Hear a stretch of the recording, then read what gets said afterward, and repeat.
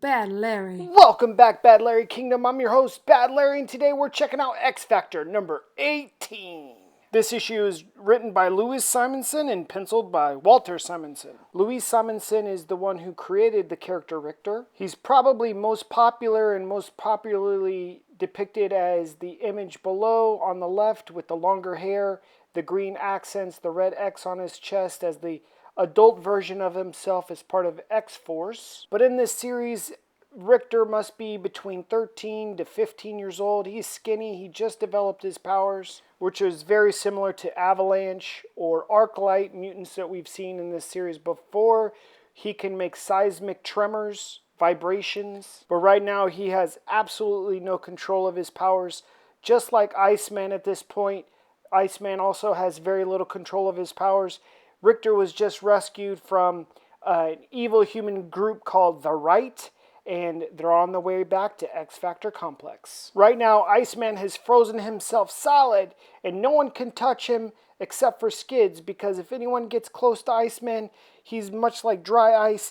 Scott says that it'll pull their skin right off. So it's up to Skids and Rusty to melt Iceman back to human form. Iceman passes out. Jean Grey is concerned, but Scott's not as concerned. He says he just needs some rest. Him and Richter need to get to bed. And he notices Jean Grey is shivering, and he makes some off-the-cuff remark about how she's better at rising from the ashes. Cameron Hodge is smiling like a snake in the grass because he knows he's able to manipulate Scott and his connection with the Phoenix and Jean Grey to create a schism between the two of them. Rusty and Skids are unaware of the true power of Phoenix and the true relationship between the Phoenix and Jean Grey. But they have noticed that ever since Cyclops returned from the funeral of Madeline Pryor that he's been a little cuckoo. Rusty's trying to get a little bit of that Skids action.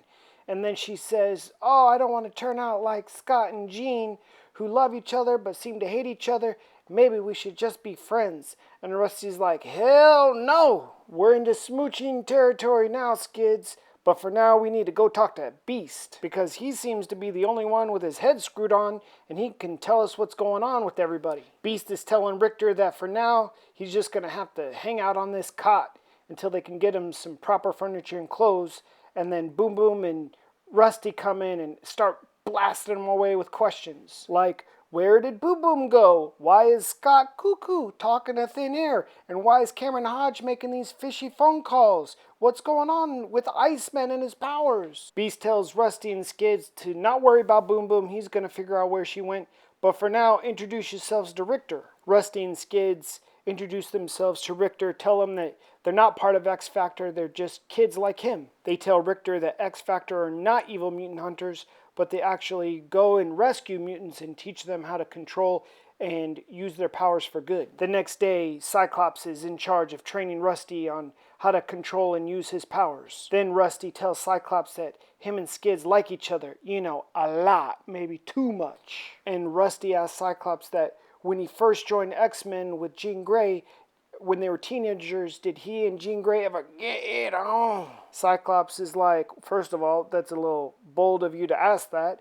But second of all, no, we were being trained to be little soldiers under Professor X's tutelage, and he would never allow any extracurricular activities, if you know what I mean, in the Xavier Institute. So no, we loved each other, but no hanky-panky. So if you want my advice, keep your matchstick in your matchbox, if you know what I mean. Cyclops tells Rusty that he always loved Jean Grey from the moment he met her, but he had to love her in tortured silence until they were adults, until they were older. And one day in Mexico, on top of a butte, Jean Grey wanted to see Cyclops' face, and he was afraid. He said no, but she used her powers to stop his optic blast. That way they could do a little smoochy. But Rusty asked Cyclops if Jean Grey's telekinesis was that powerful back then to stop his optic blast. Cyclops says, you're right. Jean wasn't strong enough to stop my optic blast. It was the Phoenix. It was the Phoenix that was strong enough. Well, Jean Grey was listening in on that conversation, and she dropped the bed that she was obviously carrying for Richter. Everybody heard it, and Scott's like, Jean! And Cameron Hodge is being a total creepazoid, spying on everybody from his media room, totally excited that he's driving a wedge deeper and deeper between Scott and Jean, and possibly destroying them and then the whole team. Scott goes to Cameron Hodge's office to confront him about the X Factor ad policies. He wants to change them. Cameron Hodge tells Cyclops, hey, if it ain't broke, don't fix it. Cameron Hodge takes Cyclops to the training of Richter and Beast. He tells Cyclops, see, our program's working. We've got Rusty in here training. We've got Richter in here training. And Cyclops says, yeah, that's great, but the humans are hating us now more than ever. Cameron Hodge tells Cyclops that, the humans have always hated you, but at least they're doing it out in the open where we can deal with it now. And Cyclops is like, uh-huh. Then Cameron Hodge switches gears. He starts to play mind games with Cyclops. He brings up Madeline Pryor and the Phoenix and Jean Grey. He says, it's interesting, Cyclops, that all of these women look exactly alike, don't you think? He tells Cyclops it must be a weird constant reminder to look at Jean Grey and always see Madeline Pryor and the Phoenix. But the Phoenix really wasn't a woman, was she? Cameron Hodge is totally trying to mess up Cyclops' head. All the while, Richter is shaking the crap out of Beast on this stick. Richter finally succeeds in knocking Beast off the stick.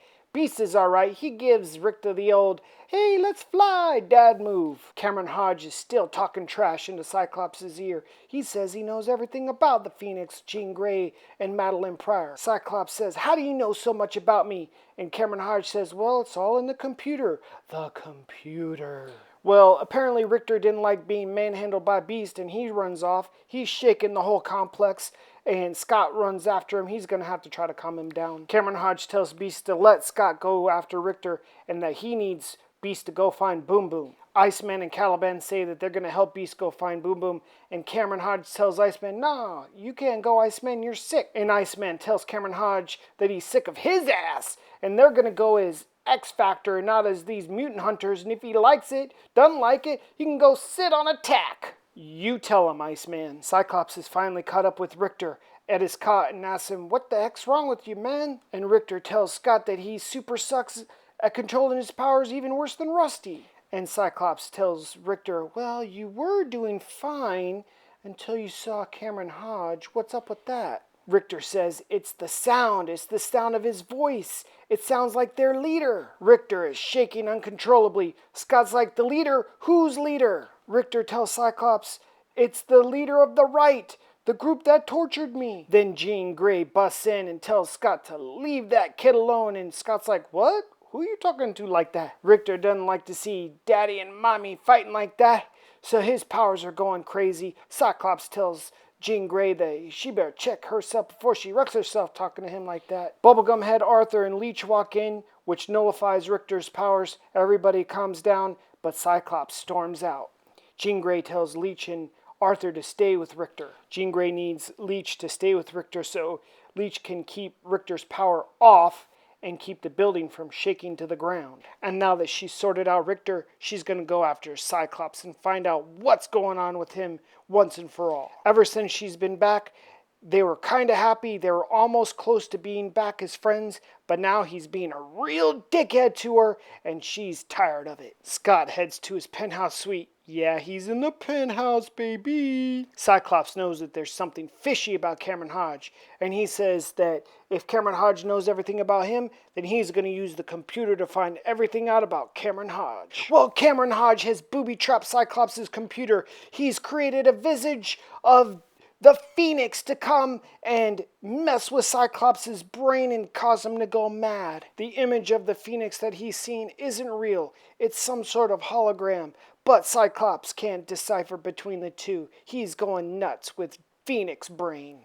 Jean Grey's busted into Cyclops' room at the wrong time. Cyclops sees her only as the Phoenix, and Jean Grey says, no, I'm not the Phoenix. I'm me. I'm just Jean. Cyclops says that you've died 3 times. You died as Jean and came back as the Phoenix, then died as the Phoenix and came back as Maddie. Why are you haunting me so much? And Jean Grey's like, hands off, bro. Jean Grey tells Scott, what, you don't like just ordinary old me? Skids thinks that she's going to come in and mediate the situation. They both yell at her to get out. Skids runs out and she needs help, but Iceman and Beast are gone and she knows Cameron Hodge is worthless. Who's going to help them? She doesn't want Mommy and Daddy to kill each other. This is quite funny. As they're attacking and fighting each other, they're professing their love to each other. Cyclops says, I want you, Jean. I love you. just as you are. Let's forget about the Phoenix, because the Phoenix destroys. Blast! Jean Grey's like, missed me, bitch. And Cyclops is like, I love you so much. Let me blast the ceiling and have it crush you. And Jean Grey's like, the old falling ceiling trick. Seen it once, seen it 1,000 times. And she tells Cyclops, how could you love simple old plain me when you were in love with the fire, majesty, and power of the Phoenix? It was like loving a goddess, wasn't it? And she yells at Cyclops and says that the Phoenix imitated her and took her likeness, but why is he making her feel like she's the counterfeit? Oh, and Huck, you get this ceiling trash back to your face. Cyclops is like, nice throw, optic blast, ceiling destroyed. And Jean Grey says, I know who you really love, Cyclops, it's not me. And Cyclops is like, no, I do love you, Jean. And she's like, nah, rug slip. Scott's like, I love you. And Jean Grey's like, no, you love the Phoenix.